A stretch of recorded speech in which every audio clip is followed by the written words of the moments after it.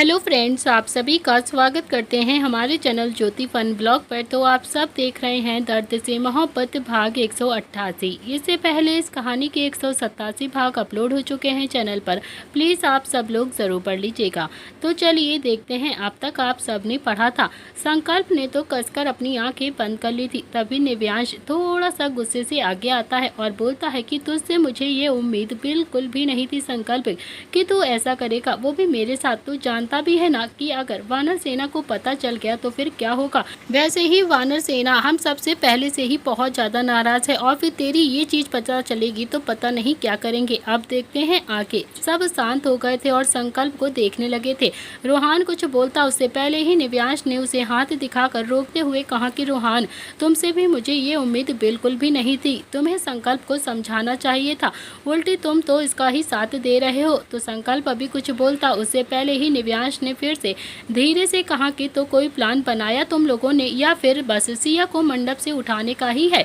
ये सुनकर तो सब हैरानी से अब संकल्प को देखने लगे थे। किसी को भी ये उम्मीद बिल्कुल भी नहीं थी कि निव्यांश भी उनका ही साथ देगा। सबके चेहरे पर बड़ी सी मुस्कुराहट आ गई थी। रोहान ने अपने दिल पर हाथ रखकर कहा कि यार तूने तो हमें डरा ही दिया था। निव्यांश बोलता है कि अब तुम लोगों ने मुझे बताया नहीं है तो फिर थोड़ी तो पनिशमेंट बनती ही है तुम सबकी। अंशिका के तो जैसे तोते उड़ गए। अरमान ने अंशिका को कमर से हल्का हल्का सा रब करते हुए प्यार से कहा कि अरे शांत हो जाओ ना झांसी की रानी, प्लीज शांत हो जाओ बेगम। जैसे दक्ष दिया की शादी करवाई थी ना, ऐसे ही संकल्प और सिया की भी शादी करवा देंगे। बाद में जो होगा देखा जाएगा। तो निर्भय बोलता है कि यार तुम दोनों के साथ क्या होगा, कुछ भी नहीं होगा। जो होगा हमारे साथ में ही होगा। आप तो बस अपनी बेगम को लेकर सच्चा देवा हाउस में चले जाओगे। बची हम बंदरों की टुकड़ी। कहर तो सारा हम बंदरों की टुकड़ी पर ही टूटेगा। सब लोग हम सबको ही मारेंगे। थोड़ी देर बहस होने के बाद रोहान बोलता है कि बस ऐसे ही बातों में ही वक्त निकाल देना। अब मेरी बात ध्यान से सुनो सबके सब।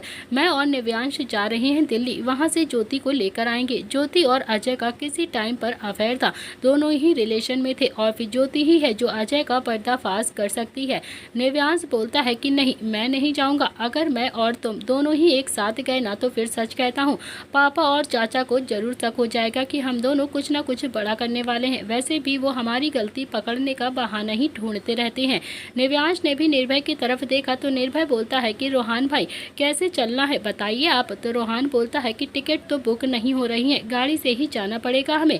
अभी चलेंगे तो सुबह तक जरूर पहुंच जाएंगे, फिर ज्योति को लेकर सीधा शाम तक यहाँ पर आ जाएंगे। निव्यांश बोलता है कि अरे यार शाम को नहीं यार, थोड़ा सा तो जल्दी लेकर आना। तू तो जानता ही है ना यहाँ पर सारी चीजें रेडी रखी हैं। और फिर रोहान बोलता है कि अरे जल्दी कैसे ला पाऊंगा यार, मेरे हाथ में थोड़ी ना है। वहाँ पर जाकर पहले उस लड़की को ढूंढना भी तो पड़ेगा। मुझे कौन सा पता है कि वो वहाँ पर बैठी होगी और उसे उठाकर ले आऊंगा। निव्यांश आंखें फाड़े बोलता है कि ढूंढना पड़ेगा मतलब तुझे नहीं पता है कि वो लड़की कहाँ पर है। तो रोहान बोलता है कि यार एड्रेस तो है मेरे पास, लेकिन ये गारंटी थोड़ी ना है कि उस एड्रेस पर ही वो लड़की मिल जाएगी मुझे। तो निव्यांश ने भी अपना सिर पकड़ लिया और बोलता है कि यार इतनी कच्ची प्लान के साथ मैदान में उतर गया, तू कैसे कर सकता है ये। तो रोहान ने भी अपने कंधे उचका दिए।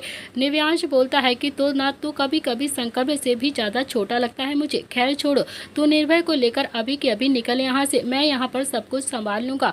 और तभी नव्या की आवाज आती है कि अब सब वहीं पर पंचायत करते रहोगे या फिर अंदर भी आओगे, वहीं पर डेरा डाल के रखा है क्या। तो सबने पलट कर देखा तो नव्या और दिशा दोनों ही वहाँ पर खड़ी हुई थी। और फिर तभी दिशा बोलती है कि तुम सब यहाँ पर आ गए तो पूरा घर सोना हो गया है वहाँ पर।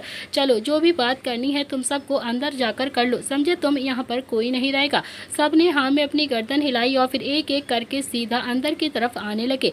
सब अंदर आ रहे थे लेकिन नव्या को तो कुछ गड़बड़ लग रही थी। नव्या ने भी नियति की बाजू पकड़ी और फिर नियति की सांस तो एकदम से रुक गई थी। नव्या ने पूछा कि किस बात की बैठक हो रही थी यहाँ पर।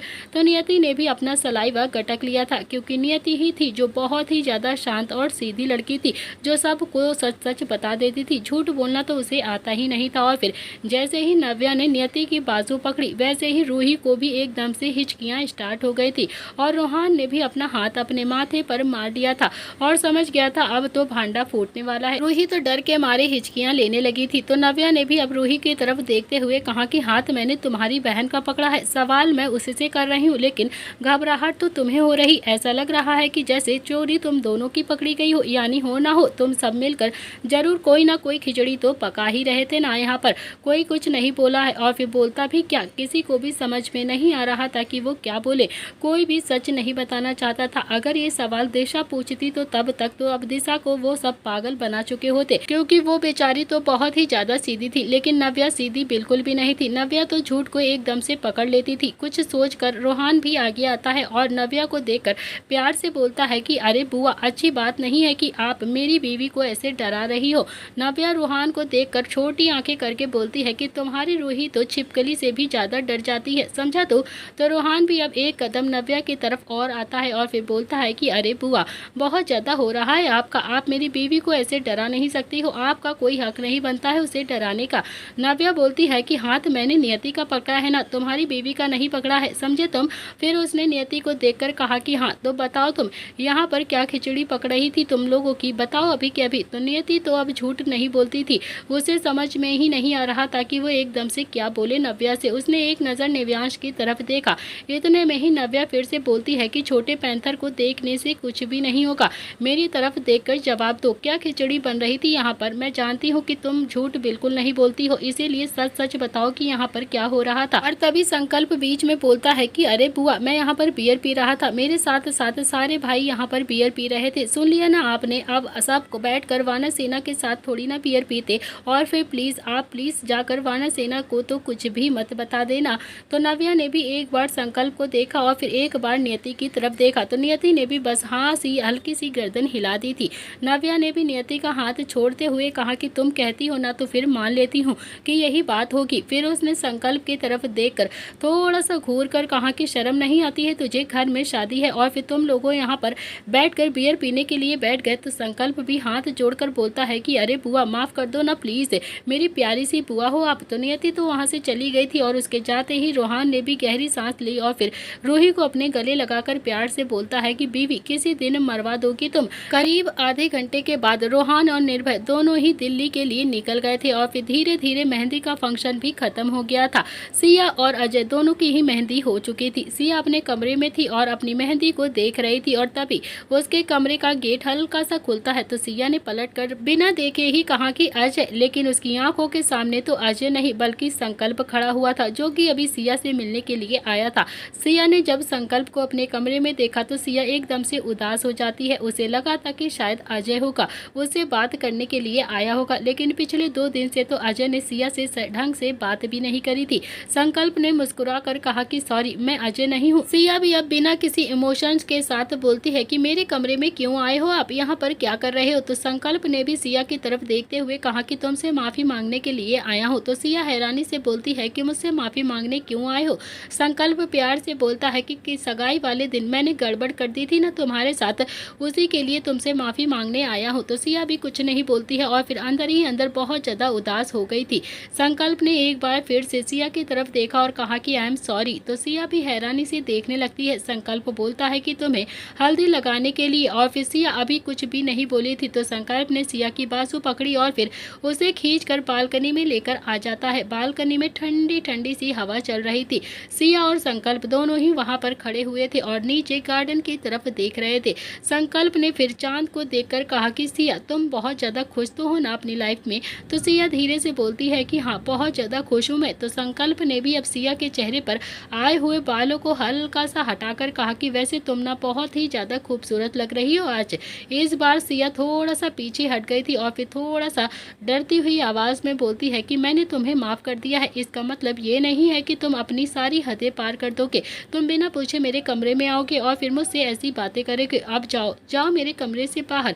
तो संकल्प बोलता है कि बड़ी कमाल की लड़की हो यार तुम, एक तो मैं तुमसे माफी मांगने के लिए आया हूँ और फिर तुम वहाँ पर पसीने से खड़ी हुई थी, तुम्हें लेकर बालकनी में आ गया, बालकनी की ठंडी ठंडी हवा खिला रहा हूँ तुम्हें, और फिर तुम हो जो मुझे यहाँ से निकालने पर उतारू हो। तो सिया आंखें फाड़े बस संकल्प को देख रही थी और फिर बोलती है कि तुम ना ठंडी ठंडी हवा खिला रहे हो हमें।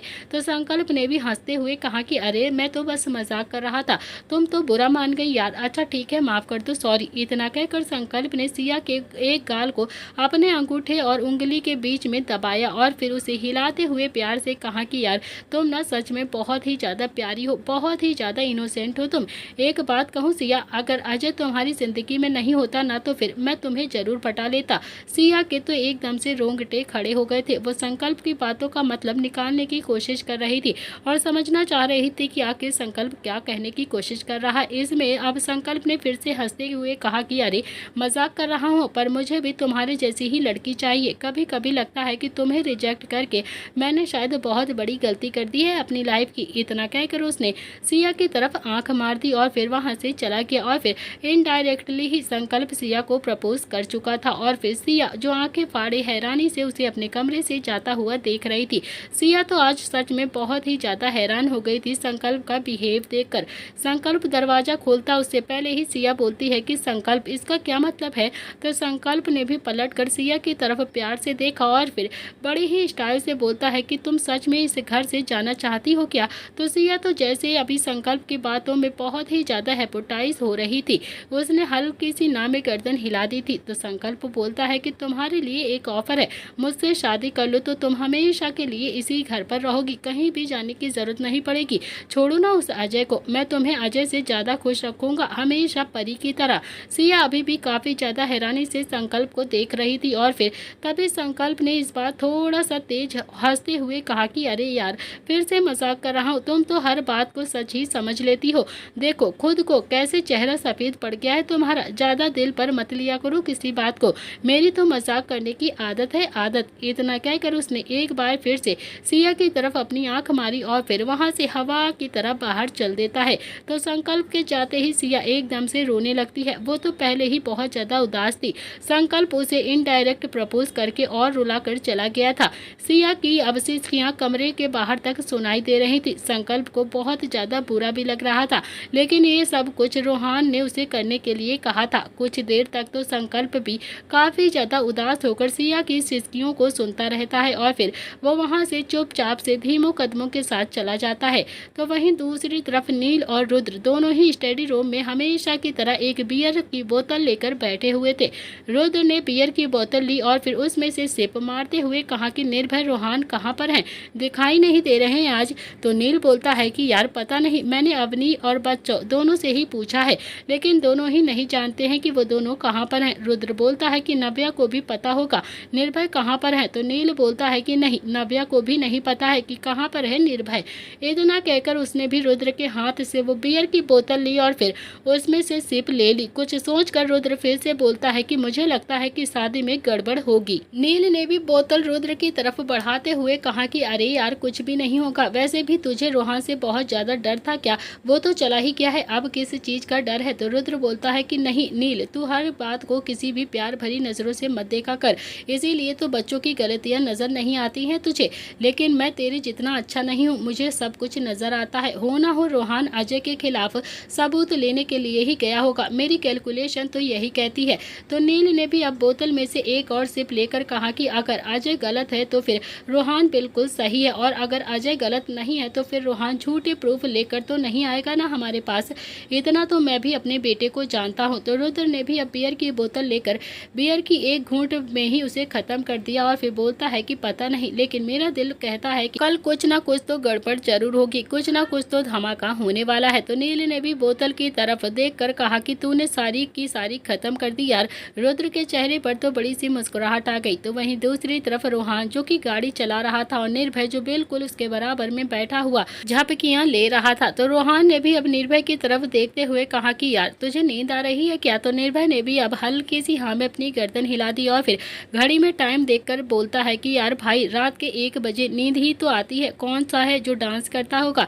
इतना कहकर उसने अपनी आंखें कसकर बंद कर ली और फिर अपनी सीट को थोड़ा सा पीछे कर लिया और आराम से सो गया। रोहान ने भी गाड़ी का गियर चेंज किया और करीब 8 घंटे की ड्राइव करने के बाद सुबह के 5 बजे रोहान ने गाड़ी एक अपार्टमेंट के बाहर आकर रोक दी।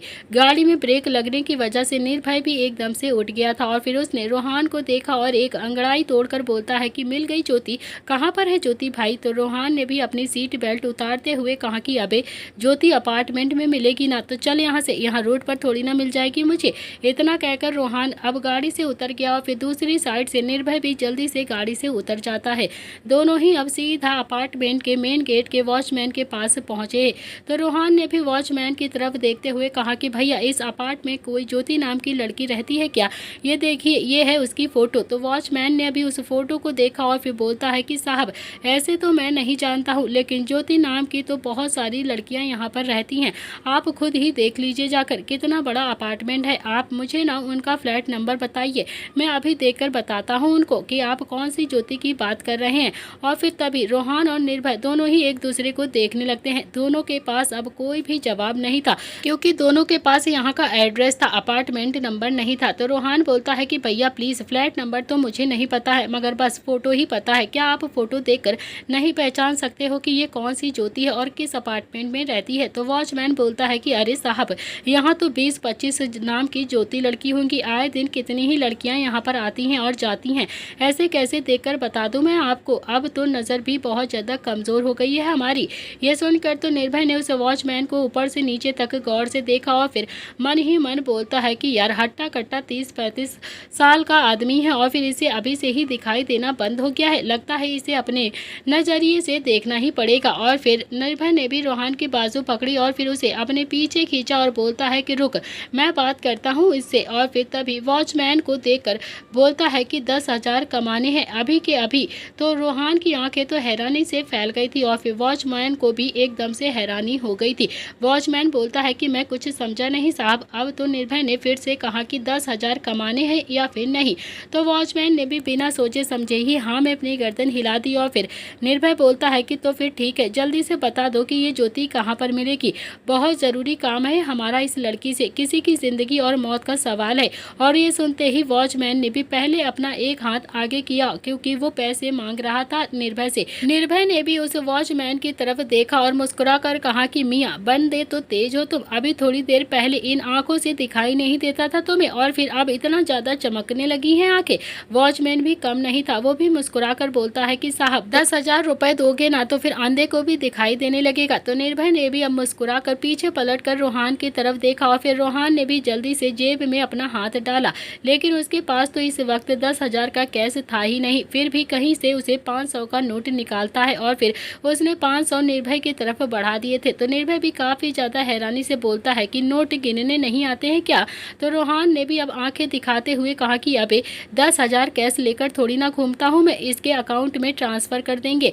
तो निर्भय ने भी अब 500 लेकर वॉचमैन को दिए और बोलता है कि कैश तो इतना नहीं है हमारे पास, बाकी का अकाउंट नंबर दे दो मुझे, उसमें ही अभी के अभी ट्रांसफ़र करवा देता हूँ, पर हमें ज्योति के बारे में तुम प्लीज़ अभी के अभी बता दो। तो वॉचमैन ने भी अब 500 रुपये के नोट को लिया और बोलता है कि 3750। वॉचमैन इससे आगे कुछ कहता तो रोहान अभी वॉचमैन की बात को बीच में ही काटते हुए बोलता है कि हमें ज्योति के बारे में बताओ, ये क्या बता रहे हो तुम?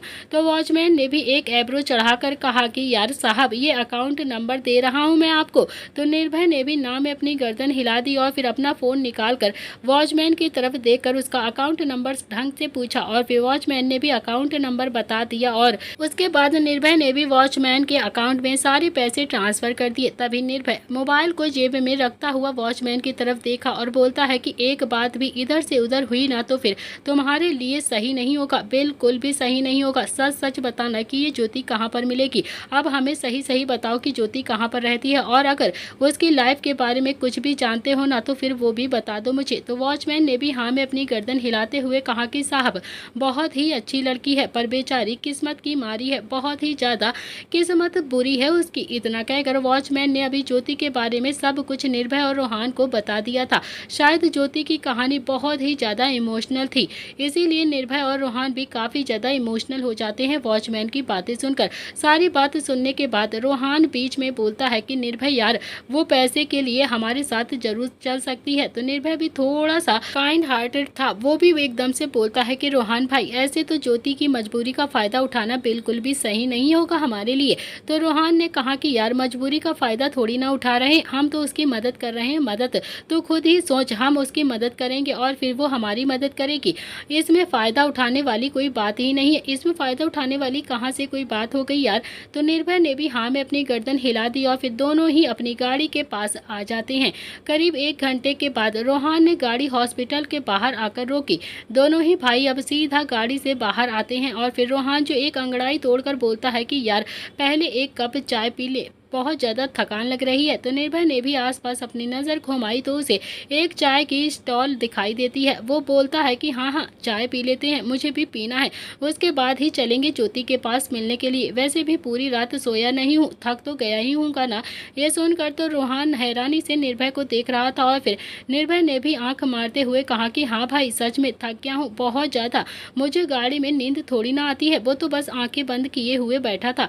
इतना कहकर वो तो अब सीधा टी स्टॉल के पास चला गया और रोहान भी आंखें फाड़े बस उसके पीछे पीछे चला जाता है। इधर दूसरी तरफ प्रताप हाउस में शादी की पूरी तैयारियां जोरों शोरों से हो रही थी। संकल्प एक पिलर पर हाथ लपेटकर उन तैयारियों को आराम से देख रहा था। घर की सारी औरतें कितनी ज्यादा खुश लग रही थी, अपनी ड्रेस डिसाइड कर रही थी, ज्वेलरीज को डिसाइड कर रही थी, अपने पति और बच्चों के लिए कपड़े डिसाइड कर रही थी। और फिर संकल्प जो मासूमियत भरी आंखों से बस सबको देखे जा रहा था, कहीं ना कहीं संकल्प को ये सब कुछ देखकर बहुत ज्यादा अच्छा भी लग रहा था। तभी उसकी नजर अपनी माँ पर जाती है जो एक साड़ी दिखाते हुए बोलती है कि अवनी दी इसे देखना ना, ये सिया पर बहुत ज्यादा अच्छी लगेगी। तो अवनी ने भी हाँ में अपनी गर्दन हिला दी और फिर संकल्प उन्हें देखकर बोलता है कि यहाँ पर मेरे दिल का जनाजा उठने वाला है माँ, और ये है कि उस जनाजे को उठाने में पूरा साथ दे रही है। कैसी माँ हो माँ आप कि आपको अपने बच्चे की खुशी और मासूमियत दिखाई ही नहीं देती है। इन्हें तो मेरी शक्ल देखकर कुछ महसूस ही नहीं हो रहा है मेरे दिल पर क्या बीत रही है। अगर रोहान भाई टाइम से वापस नहीं आए तो फिर मेरी तो बैंड ही बज जाएगी। और तभी उसके कंधे पर अरमान ने अपना हाथ मारकर कहा कि अरे साले साहब ऐसा कुछ भी नहीं होगा, इतना ज्यादा क्यों टेंशन ले रहे हो तुम, थोड़ा सा तो पेशेंस रखो। तुम जानते नहीं हो कि रोहान भाई को मेरा भाई है मेरा। तो संकल्प ने भी एक एब्रो चढ़ाकर कहा कि अच्छा तुम्हारा भाई है रोहान। तो अरमान ने भी थोड़ा सा मुंह बनाते हुए बोला कि हाँ हाँ मतलब दोनों का ही भाई है, टेंशन मत लो सब कुछ ठीक हो जाएगा। और फिर अगर नहीं हुआ ना तो फिर मैं हूँ ना, मंडप से ही पहले सिया को गायब कर दूंगा। और फिर अब जाकर संकल्प के चेहरे पर भी बड़ी सी मुस्कुराहट आ गई थी। संकल्प थोड़ा सा खुश होकर बोलता है कि वो क्या है ना जीजू, मुझे ऐसे शादी बिल्कुल भी नहीं करनी है। मैं नहीं चाहता हूँ कि अपनी फैमिली के खिलाफ जाकर शादी करूँ। जब तक शादी में थोड़ा सा ड्रामा ना हो जाए ना तब तक शादी में कोई मजा नहीं आती है। सीरियल की शादी देखी है आपने, बिल्कुल वैसी ही शादी चाहिए मुझे, एकदम से तड़कती भड़कती सस्पेंस से भरी हुई। बस तो बस फिर अगर रोहान भाई आ गए ना सब कुछ ठीक हो गया, वरना सिया को उठा लेंगे हम। तो अरमान ने भी हाँ में अपनी गर्दन हिला दी। और फिर दूसरी तरफ रोहान और निर्भय दोनों ही अब हॉस्पिटल के एक कॉरिडोर से होते हुए एक लड़की के पास जा रहे थे। वो लड़की देखने में ही 22 साल की लड़की होगी, चुपचाप से गुमसुम सी अपने मोबाइल को कसकर पकड़े हुए बैठी हुई थी। देखकर ही ये पता चल रहा था कि इस वक्त वो बहुत ही ज़्यादा परेशान है और शायद पैसों की वजह से थोड़ा सा लाचार भी है। तो रोहान ने भी अब निर्भय की तरफ थोड़ा सा इमोशनल होकर देखा। तो निर्भय ने भी रोहान को धीरे से बोलता है कि मुझे ऐसा क्यों लग रहा है कि हम इसकी मजबूरी का फ़ायदा उठा रहे हैं। तो रोहान ने भी उसकी तरफ देखा और कहा कि फ़ायदा नहीं उठा रहे हैं, तू पागल तो नहीं हो गया है यार, इतना दिल से मत सोचा कर, कभी भी मत सोच यार, उसे इस वक्त पैसों की ज़रूरत है और फिर उसे पैसे हम देंगे और फिर इसमें गलत ही क्या है यार, तू ज़्यादा मत सोच, हम फ़ायदा नहीं उठा रहे हैं उसका बल्कि उसकी मदद कर रहे हैं और फिर सिया को भी तो बचा रहे हैं ना। और फिर संकल्प की लव स्टोरी को भी कंप्लीट करना पड़ेगा, नहीं तो बेचारा जिंदा ही मर जाएगा। और फिर निर्भय ने भी हाँ में अपनी गर्दन हिला दी और फिर रोहान जाकर सीधा ज्योति के पास बैठ गया। ज्योति का ध्यान बिल्कुल भी रोहान की तरफ नहीं था। रोहान को भी समझ में नहीं आ रहा था कि आखिर वो बात कैसे शुरू करे, क्योंकि ज्योति तो बिल्कुल अनजान थी उसके लिए और फिर ज्योति इतना ज़्यादा डर भी रही थी। आखिरकार उसने खुद को थोड़ा सा मजबूत करते हुए कहा कि आपका नाम ज्योति है। तो ज्योति ने भी पलट कर अब रोहान की तरफ देखा और फिर हल्की सी हाँ में अपनी गर्दन हिला दी। रोहान बोलता है कि मैं Rohan Pratap Singh, the famous cartoon Rudraksh Pratap Singh का बेटा। तो ज्योति ने भी अपने कंधे उचकाकर कहा कि सॉरी, मैं किसी भी रुद्राक्ष प्रताप सिंह को नहीं जानती हूँ, तो प्लीज़ आप यहाँ से चले जाइए। तो रोहान ने भी अब ज्योति की तरफ देखा और कहा कि जानना जरूरी भी नहीं है आपके लिए, देखो प्लीज़ मुझे आप बिल्कुल भी गलत मत समझना। इतना कहकर रोहान अपनी जगह से थोड़ा सा खड़ा हुआ और फिर ज्योति के पैरों के पास जाकर बैठ जाता है और फिर ज्योति के हाथों को अपने हाथों में लेकर बहुत ही प्यार से से बोलता है कि देखो प्लीज़ मुझे गलत बिल्कुल भी मत समझना, मुझे तुम्हारी मदद की ज़रूरत है, बदले में मैं तुम्हें बहुत सारे पैसे दूंगा, इतना कि अंजलि का ऑपरेशन बहुत अच्छे से हो जाएगा और फिर बाकी का खर्चा भी मैं खुद ही देखूंगा, तुम्हें किसी भी चीज़ की टेंशन लेने की ज़रूरत नहीं होगी। अंजलि का नाम सुनते ही ज्योति की आंखों में पानी आ गया था और फिर वो थोड़ा सा हैरान भी हो गई थी। वो बोलती है कि आप जानते भी हैं अंजलि के इलाज में कितने पैसे चाहिए, आपको पता भी है? तो रोहान बोलता है कि हाँ जानता हूँ मैं, 20 लाख मैं दूंगा तुम्हें। अगर यकीन नहीं आता है तो फिर अभी के अभी सबमिट करवा देता हूँ, लेकिन बदले में तुम्हें भी मेरी एक मदद करनी पड़ेगी। ज्योति अब काफ़ी ज़्यादा हैरानी से रोहान को देखने लगती है और फिर उसने अपने आंसू पोंछे और बोलती है कि देखो मैं कोई भी गलत काम नहीं करूँगी, मुझे कोई भी गलत काम नहीं करना है, बाकी तो आप मुझे जो कहोगे मैं वो कर दूँगी, लेकिन सच बताऊँ तो मैं इस वक्त इतनी ज़्यादा मजबूर हूँ कि अगर कोई मुझे गलत काम करने के लिए भी कह देगा ना तो फिर मैं उसके लिए भी तैयार हो जाऊँगा। मैं कुछ भी करके बस अंजलि की जान बचाना चाहती हूँ, फिर भी तुम्हारी आंखों में मुझे सच्चाई दिखाई दे रही है, मुझे कुछ भी गलत करने के लिए तो तुम बिल्कुल भी मजबूर मत करना। रोहान ने भी ना में अपनी गर्दन हिलाते हुए कहा और फिर ज्योति की आंखों से आंसू बिल्कुल साफ करते हुए प्यार से बोलता है कि मैं ऐसा कुछ भी नहीं करवाऊंगा तुमसे, कुछ भी नहीं, मेरे संस्कारों में ये सारी चीज़ें तो बिल्कुल है ही नहीं, बस तुम्हें मेरे साथ राजस्थान चलना होगा। ज्योति ने भी हाँ में अपनी गर्दन हिला दी और फिर अगले 20 मिनट में ही रोहान ने 20 लाख रुपए हॉस्पिटल में सबमिट करवा दिए और फिर 50,000 रुपए ज्योति के अकाउंट में ट्रांसफर कर दिए थे। ज्योति ने भी रोहान की तरफ देखते हुए थोड़ा सा हैरानी से कहा कि इन पैसों की जरूरत नहीं थी आपको मेरे खाते में डालने की। तो रोहान अब ज्योति की तरफ देखकर बोलता है कि रख लो, समझ लेना कि तुम्हारे बड़े भाई ने तुम्हें दिए हैं। इतना कहकर उसने निर्भय की तरफ देखा और फिर गाड़ी की चाबी उछाली और निर्भय भी अपनी पलकें झुकाकर वहां से चला जाता है। उसके जाते ही रोहान ने भी ज्योति की तरफ देखा और कहा कि देखो मैं अच्छे से जानता हूँ जो कर रहा हूँ ना वो थोड़ा सा लेट कर रहा हूँ, मुझे तुम्हारे बारे में पहले ही पता चल जाता तो फिर शायद अजय इतना आगे नहीं बढ़ता, तुम्हारे साथ ये सब कुछ बिल्कुल भी नहीं होता, तुम्हारी जिंदगी भी एक अच्छी जिंदगी की तरह जी रही होती तुम, लेकिन कहीं ना कहीं मेरी ही गलती थी, मैं अगर अजय पर हाथ नहीं उठाता तो फिर शायद वो ये सब कुछ नहीं करता, लेकिन अभी भी देर नहीं हुई है। इतना कहकर उसने ज्योति की तरफ अपने हाथ जोड़े और फिर ज्योति जो मन ही मन बोलती है कि आप नहीं जानते हैं मैं अजय के सामने जाऊंगी तो शायद उनका हाथ भी उठ जाएगा, वो मुझसे नफरत करते हैं, नफरत, मेरी शक्ल भी नहीं देखना चाहते हैं, वो मुझे बिल्कुल भी पसंद नहीं करते हैं, उन्होंने तो मेरा फ़ोन उठाना भी बंद कर दिया और फिर मुझे स्ट्रिक्टली कहा भी है कि कभी भी मैं उनके सामने तक न जाऊं। ये कहते हुए ज्योति ने अपने आंसुओं को पोंछ लिया और फिर रोहान के पीछे पीछे हॉस्पिटल से बाहर चली जाती है। अगले 1 घंटे के बाद ज्योति बैक सीट पर बैठी बैठी ऑलमोस्ट सो गई थी। निर्भय जो कि अभी ड्राइव कर रहा था और रोहान ने भी अपनी आंखें बंद की हुई थी क्योंकि पूरी रात उसने ड्राइव की थी और फिर 1 सेकंड के लिए भी नहीं सोया था। उसे इतनी ज़्यादा टेंशन हो रही थी ज्योति को लेकर कि पता नहीं ज्योति मिलेगी या फिर नहीं, इसीलिए अब वो चैन की नींद सो रहा था। तो वही निर्भय का चेहरा तो बार बार ज्योति की तरफ ही जा रहा था, उसे बिल्कुल भी अच्छा नहीं लग रहा था, लेकिन वो क्या ही करता, उसके पास तो अब कोई दूसरा ऑप्शन भी नहीं था। करीब 4 घंटे के बाद गाड़ी निर्भय ने एक ढाबे पर आकर रोकी और फिर गाड़ी रुकने की वजह से ज्योति और रोहान दोनों की ही आंखें एकदम से खुल जाती हैं। रोहान बोलता है कि गाड़ी क्यों रोकी यार, तुझे जाना नहीं है क्या? तो निर्भय ने भी अब अंगड़ाई तोड़कर कहा कि यार भूख लग रही है, मुझे बहुत तेज भूख लगी है, सुबह बस चाय ही तो पी थी, कुछ भी नहीं खाया है मैंने सुबह से। फिर उसने पीछे पलटकर ज्योति की तरफ देखा और बोलता है कि आप खाना खाएंगे क्या? तो ज्योति ने भी ना में अपनी गर्दन हिला दी और फिर कुछ सोचकर रोहान गाड़ी से उतरता है और फिर उसने बैक सीट का दरवाज़ा खोला और फिर ज्योति की तरफ हाथ बढ़ाता हुआ बोलता है कि चलो पहले कुछ खा लो, 4 घंटे और बैठना है तुम्हें, भूख लग जाएगी, चलो पहले सब लोग खाना खा लेते हैं, उसके बाद ही आगे का सफ़र तय करना है। अब ज्योति से भी मना नहीं हुआ और फिर रोहान के हाथ पर उसने हाथ रखकर वो भी अब गाड़ी से उतर जाती है।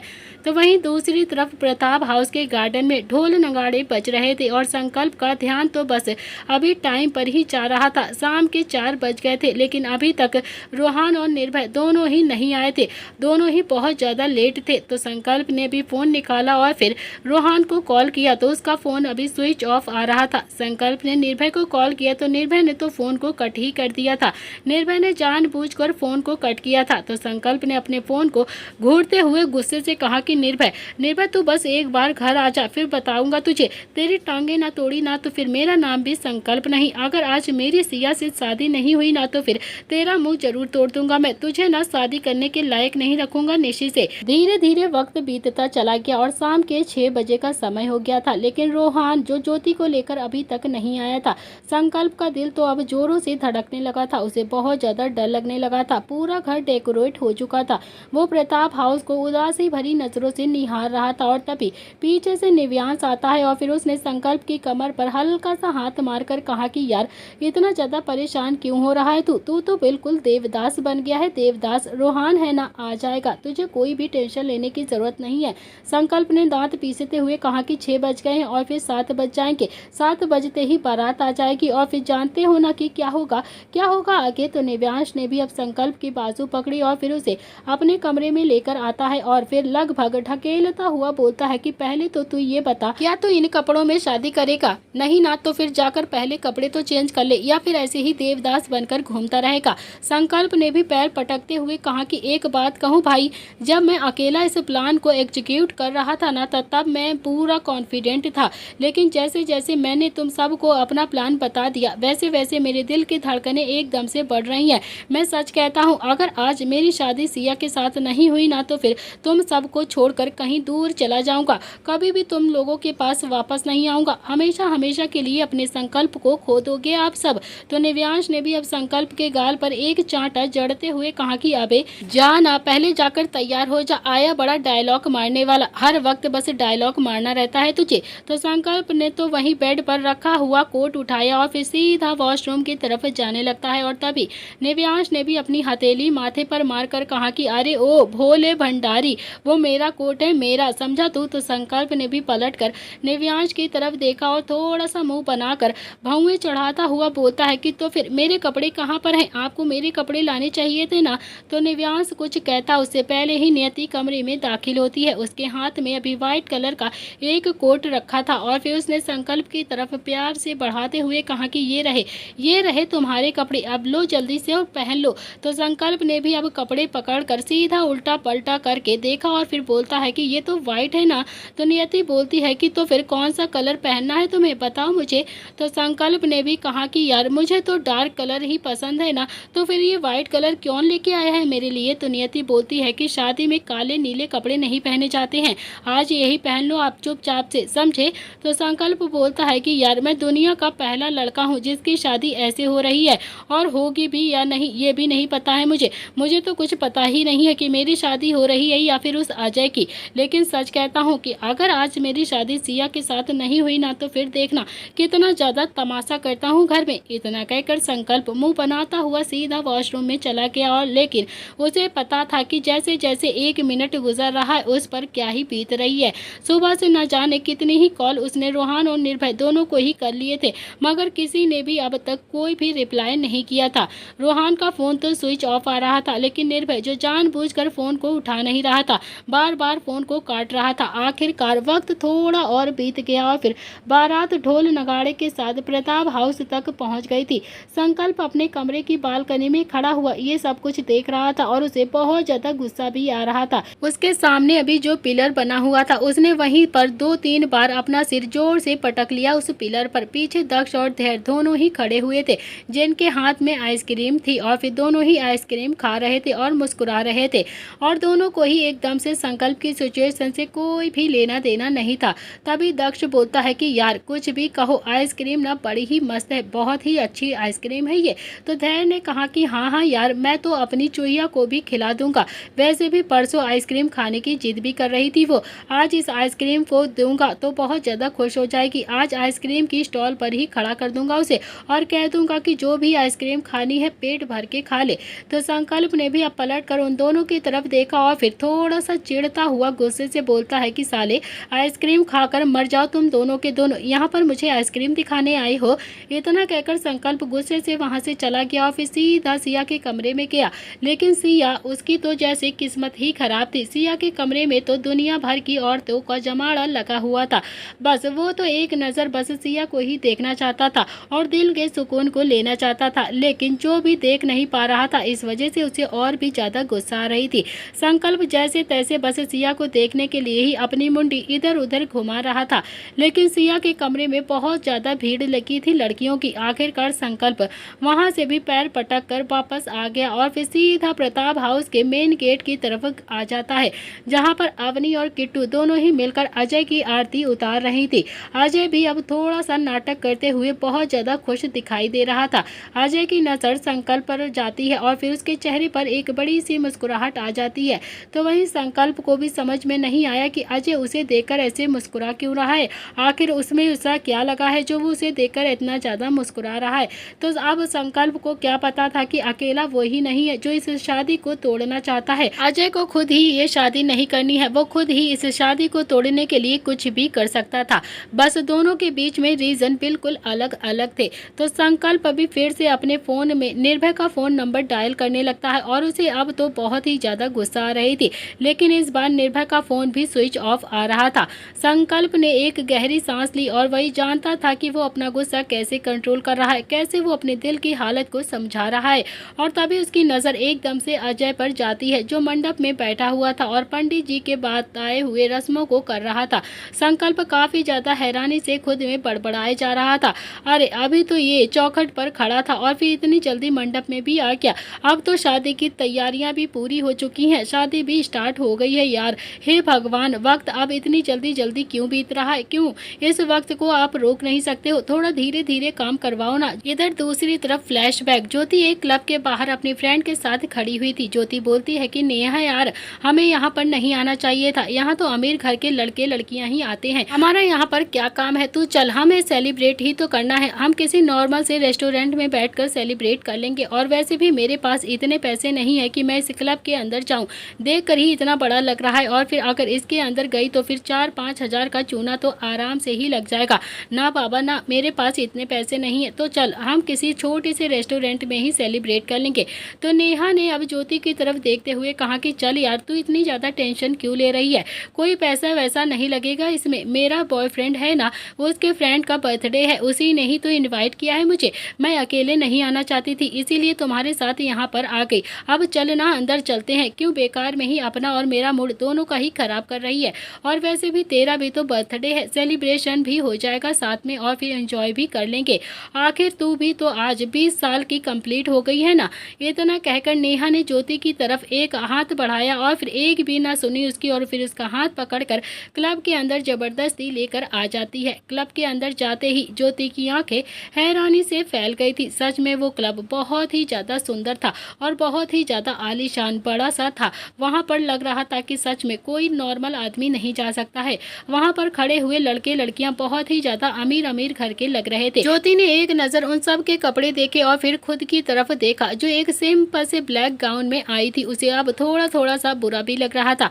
ज्योति ने फिर धीरे से नेहा की तरफ देखते हुए कहा कि नेहा यार, हमारे तो कपड़े भी ऐसे नहीं है कि क्लब में खड़े रहे हम, तू चलना यहाँ से, सब कैसे घूर घूर कर देख रहे हैं। नेहा ने भी अपने आप को देखा तो नेहा तो बहुत ही ज्यादा अच्छी लग रही थी, क्योंकि उसके कपड़े तो उसके बॉयफ्रेंड ने ही उसे दिलाए थे, जबकि ज्योति जो थोड़ी सी स्वाभिमानी लड़की थी, इसीलिए उसने खुद के कपड़े खुद ही खरीदे थे। ज्योति ने आज तक कभी भी किसी से कोई भी चीज नहीं मांगी थी। नेहा बोलती है कि अरे यार, कुछ भी नहीं होगा यार, तू देख रही है ना, किसी को भी इतना होश नहीं है जो तुझे ऐसे देखेंगे। इतना कहकर नेहा तो अपने बॉयफ्रेंड की तरफ चली गई और फिर ज्योति जो वहां पर अकेले खड़ी रहती है, ज्योति को वहां पर बिल्कुल भी अच्छा नहीं लग रहा था। वो जगह उसे बहुत ही अजीब सी लग रही थी, वो उसके स्टैंडर्ड से बिल्कुल भी मैच नहीं करती थी, बहुत ज्यादा ही हाई क्लास की लग रही थी। लेकिन तभी पीछे से किसी ने उसे आवाज लगाकर कहा कि ज्योति, हे ज्योति कपूर। तो ज्योति ने भी पलटकर पीछे देखा तो वहां पर अजय खड़ा हुआ था जो उससे ही बात करना चाह रहा था। ज्योति ने अजय को देखा तो उसे देखती ही रहती है। उसने आज से पहले अजय जितना हैंडसम लड़का कभी भी नहीं देखा था, सिर्फ टीवी सीरियल में ही देखा होगा, लेकिन हकीकत में इतनी हैंडसम लड़के होते हैं ये तो ज्योति को आज ही पता था। ज्योति को पता भी नहीं था कि सच में अजय जितना हैंडसम लड़का भी इस दुनिया में है। अजय ने ज्योति के सामने चुटकी बजाकर कहा कि आपसे बात कर रहा हूँ ज्योति कपूर। तो ज्योति ने भी कहा कि ज्योति कपूर नहीं, सिर्फ ज्योति, ज्योति वर्मा नाम है मेरा। तो अजय ने भी छोटी आंखें की और फिर बोलता है कि अब झूठ क्यों बोल रही हो आप, बता दो ना कि तुम ज्योति कपूर हो। तो ज्योति ने कहा कि जी नहीं, मैं सच कह रही हूँ, मेरा नाम ज्योति कपूर नहीं है, मैं ज्योति वर्मा हूँ, ज्योति वर्मा। तो ज्योति ने तो अभी इतना कह दिया था, तभी अजय ने भी ज्योति की तरफ देखा और अपने कंधे उचकाए और वहां से चला गया। और फिर ज्योति उसे जाता हुआ देख रही थी। अचानक ही निर्भय ने ब्रेक मारी और फिर ज्योति की आंखें खुली की खुली रह गई थी। शायद ज्योति सपना देख रही थी और फिर उसने धीरे से पूछा, हम आगे क्या? तो निर्भय ने भी थोड़ा सा पैनिक होते हुए कहा कि नहीं यार, नहीं पहुंचे हैं अभी, आज तो बहुत ही ज़्यादा भीड़ लग रही, हर जगह ट्रैफिक लगा हुआ है, बहुत साए हैं वहाँ पर, वहाँ संकल्प की जान सूखी जा रही होगी और फिर यहाँ हम ट्रैफिक में फंस गए हैं। तो रोहान ने भी अपनी जेब में से फ़ोन निकाल कर देखा तो उसकी बैटरी पूरी तरह से डाउन थी और उसका फ़ोन भी स्विच ऑफ था। अब तो रोहान बहुत ही ज़्यादा हैरान हो गया था और टेंशन में भी आ गया था। रोहान बोलता है कि यार तू अपना फ़ोन में देख, मैं उसे फ़ोन करके बोलता हूँ कि हम जल्दी ही आ जाएंगे, उसे परेशान होने की ज़रूरत नहीं है। तो निर्भय बोलता है कि यार भाई मेरा फ़ोन भी स्विच ऑफ हो गया है, अब मैं क्या करूँ। तो रोहान ने पलट कर ज्योति की तरफ देखा तो ज्योति ने अपने बैग में से फ़ोन निकाल कर रोहान की तरफ बढ़ा दिया। रोहान ने अब ज्योति का फ़ोन उसके हाथों से लिया और फ़ोन की हालत देखी तो वो एकदम से समझ गया कि सच में ज्योति की फाइनेंशियली कंडीशन सच में बहुत ही ज़्यादा बुरी है, क्योंकि फ़ोन 5-6 साल पुराना लग रहा था, जो हर जगह से चिटका चिटका सा लग रहा था। लेकिन फिलहाल तो रोहान ने रिएक्ट करना बिल्कुल भी ठीक नहीं समझा। रोहान बोलता है कि संकल्प का नंबर बोल। निर्भय ने हैरानी से रोहान की तरफ देखा और बोलता है कि नंबर तो मुझे याद ही नहीं है। रोहान को तो एकदम से गुस्सा आ गया था और फिर उसने कहा कि किसी का तो नंबर याद होगा ना तुझे, बता अगर किसी का भी नंबर याद है। तो निर्भय बोलता है कि भाई मुझे किसी का नंबर नहीं याद है, मैं क्या करूं, मुझसे ना नंबर याद ही नहीं होते हैं। भाई तुम्हें किसी का नंबर याद है तो तुम ही कर लो ना किसी को फ़ोन। अब रोहान भी एकदम से शांत हो गया था, क्योंकि नंबर तो उसे भी अब किसी का नहीं याद था और फिर रूही का नंबर याद करने की कोशिश करने लगता है, लेकिन उसे तो अब रूही का नंबर भी याद नहीं आ रहा था। बदकिस्मती से वो दोनों में अब कोई भी अपना लैपटॉप भी लेकर नहीं आया था और किसी को अब कोई नंबर भी नहीं याद था। तो रोहान ने तो अपना सिर पकड़ लिया था और फिर उसे समझ में भी नहीं आ रहा था कि वो संकल्प से कैसे कांटेक्ट करे या फिर किसी से भी वो क्या बताए कि कैसे वो लोग कहाँ पर पहुँचे हैं, क्योंकि दोनों ही भाई अच्छे से जानते थे कि संकल्प तो अब तक अधमरा हो चुका होगा, उसके दिल की हालत तो पूरी तरह से खराब हो चुकी होगी और सारे सपने तोड़ के बैठा होगा। इधर दूसरी तरफ बंदरों की टुकड़ी भी बस आंखें फाड़े मंडप की ओर देखे जा रही थी, जहां पर अजय हवन कुंड को देखकर आहुति दे रहा था। संकल्प का तो बच्चे जैसा मुंह बन गया था, वो बहुत ही ज्यादा परेशान हो गया था। बार बार कभी मंडप की तरफ देखता तो कभी मेन गेट की तरफ देखता, लेकिन उसे कोई भी असर नजर नहीं आ रहा था। उसके दिल की हालत तो अभी वो ही समझ रहा था। उसे समझ में नहीं आ रहा था कि वो क्या करे, कैसे वो अपनी सिया के साथ शादी करे। संकल्प ने अभी अरमान की तरफ देखा तो अरमान ने हाँ में अपनी गर्दन हिलाई और फिर अपने पास आने का इशारा किया। तो संकल्प अरमान के पास चला गया। अरमान बोलता है कि अब रोहान और निर्भय का भरोसा नहीं कर सकते हैं हम, चल सिया को ही किडनैप करते हैं। और फिर संकल्प तो अपनी बाजू फोल्ड करता हुआ बोलता है कि हाँ जीजू चलो, मैं तो पहले ही कह रहा था आपसे, लेकिन नहीं, सब मुझे ही ऐसे दिलासा दे रहे थे, नहीं कोई भी उल्टा सीधा काम नहीं करना है, ऐसा नहीं करना है, वैसा नहीं करना है, जैसे भाई सच में मेरी प्रॉब्लम को सॉल्व कर देगा। लेकिन देखो ना, वो तो अभी तक नहीं आए हैं और फिर अब ना मुझसे बिल्कुल भी रहा नहीं जा रहा है। अरमान और संकल्प दोनों ही सिया के कमरे की ओर जाने लगते हैं, लेकिन तभी कुछ औरतें सिया को लेकर मंडप की ओर आ रही थी और ये देखकर तो संकल्प और अरमान दोनों की ही आंखें हैरानी से फैल गई थी। दोनों ही बहुत ज्यादा हैरान थे कि अब तो सिया को वो किडनैप भी नहीं कर सकते हैं।